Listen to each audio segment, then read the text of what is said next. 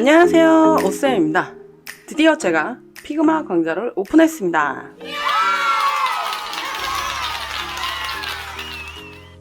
그 첫 번째 시간으로 설치 및 인터페이스에 대해서 보려고 해요.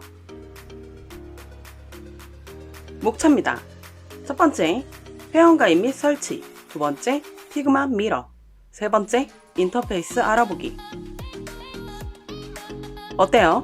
간단하죠? 하지만 공부는 누가? 그건 너. 동영상을 본 후에도 꼭 복습해주세요.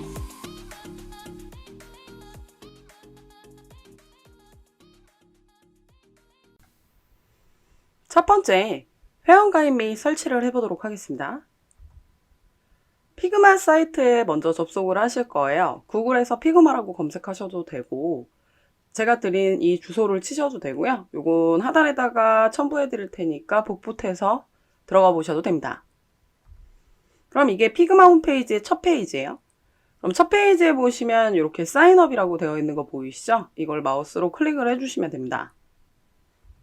그럼 이런 화면이 또 팝업으로 뜰 거예요. 그럼 이 구글 계정으로 로그인을 하셔도 되고 이메일 주소로 해서 새롭게 만들어서 하셔도 됩니다. 저는 구글로 했는데 여러분들은 어떤 걸로 하시든 회원가입을 한번 해보세요. 회원가입이 다 되셨다고 한다면 이 로그인이라는 걸 누르시면 되겠죠? 로그인 누르면 로그인 팝업이 뜹니다. 저 같은 경우는 구글로 이어져 있어가지고 구글 계정으로 한번 해보도록 할 거예요. 그럼 구글이랑 이어지면서 로그인이 될 거고요. 요거를 한번 쳐보시면 될 것 같습니다. 자, 보시면 이렇게 나오는 게 보이실 거예요. 저는 뭐 작업한 것들이 조금 많이 있어가지고 이런 식으로 지금 나오고 있는데 여러분들은 아마 밑에 몇 개만 나오고 계실 거거든요. 그래서 그걸 조금 확인을 해보시면 될 것 같습니다. 이렇게 되는 것이 이제 로그인까지 한 거예요. 피그마는 웹 기반 프로그램이기 때문에요. 설치 없이 브라우저에서도 사용이 가능합니다. 크롬, 사파리, 파이어폭스, 엣지 등 다 지원이 가능하거든요.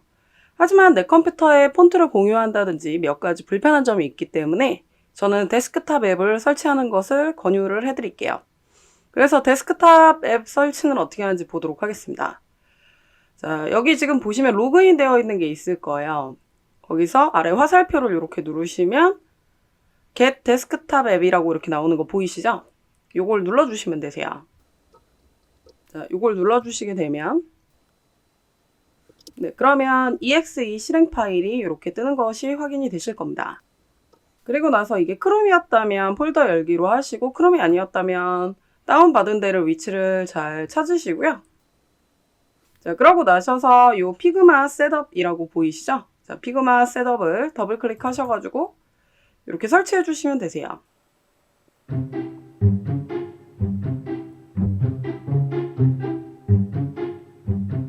그럼 피그마 프로그램이 이렇게 뜨는 것이 확인이 되실 거거든요. 로딩이 생각보다 오래되네요. 저는 작업하고 있는 게 있어서 파일이 이렇게 나오는데 실제로는 이런 파일이 나오지는 않고요. 네, 역시 이런 화면들로 이렇게 나오시게 되실 거예요. 아까 웹과 그렇게 다르진 않게 저런 식으로 잘 나오는 거 확인되시죠? 그래서 앱을 통해서 활용하시는 게 더 좋을 것 같습니다. 저희는 앱을 통해서 수업을 진행을 할 거라는 것을 알고 계시면 될 것 같아요. 수업 두 번째, 피그마 미러라는 앱이에요. 모바일 환경에서 디자인한 화면이나 프로토타입을 확인할 수 있습니다. 물론 피그마 데스크탑 앱에서도 모바일 환경처럼 볼 수는 있어요. 근데 실제 모바일 같은 느낌을 받을 수는 없겠죠?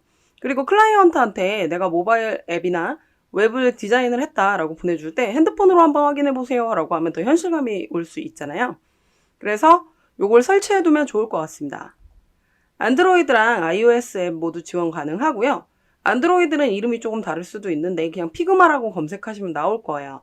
그래서 여러분들도 미리 설치해 주시고요. 지금은 제가 뭔가 보여드리진 않겠지만 추후에 우리가 모바일 앱이라든지 이런 화면을 한번 해보면 실제적으로 테스트 해보자고 한번 해보는 시간을 갖도록 하겠습니다. 수업 세 번째, 인터페이스에 대해서 알아보도록 하겠습니다. 피그마 프로그램은 인터페이스가 어떻게 생겼는지 함께 보시도록 하겠습니다. 일단 새 파일을 만들어야 인터페이스로 확인할 수 있어요. 피그마 프로그램에서 보면 새 파일을 만드는 게 크게 두 가지가 있거든요.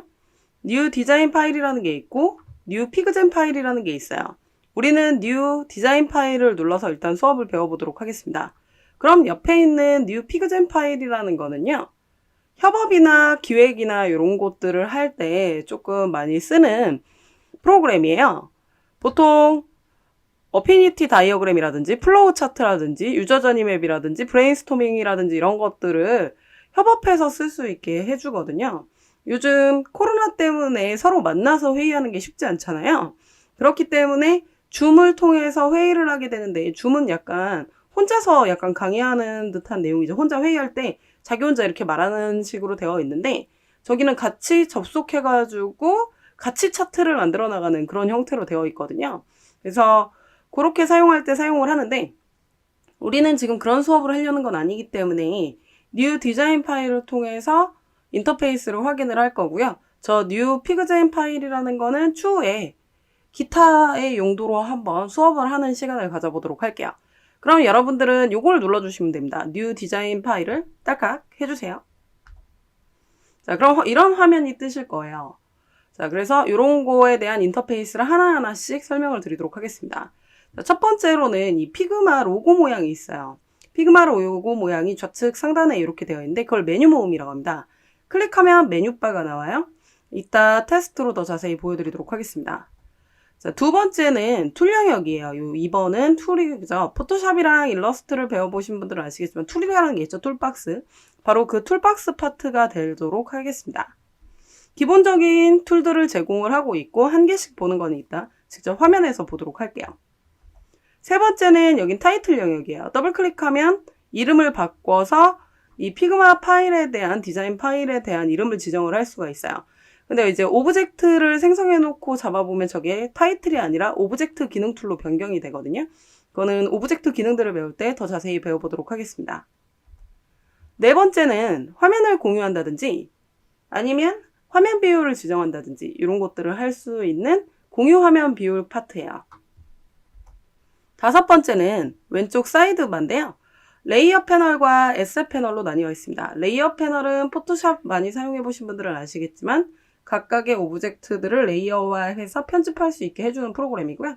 그 다음에 에셋 패널 같은 경우는 XD 해보신 분들도 에셋이라는 걸 들어보신 적이 있죠. 저 컴포넌트를 등록해가지고 저 에셋이라는 데다가 등록을 할 수 있게 되는데 컴포넌트 수업 시간에 더 자세히 보도록 하겠습니다.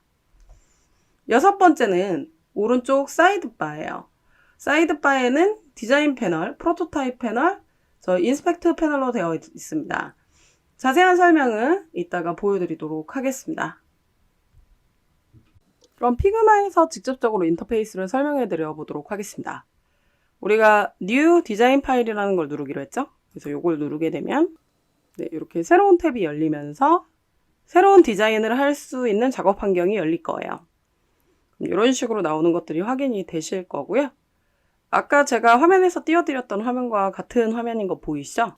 자, 그러고 나셔서 이 피그마 보이시죠? 피그마 아이콘을 누르시면 메뉴가 나옵니다. 그래서 파일, 에디트, 뷰 이런 식으로 기능들을 찾아서 할 수 있게끔 나오거든요.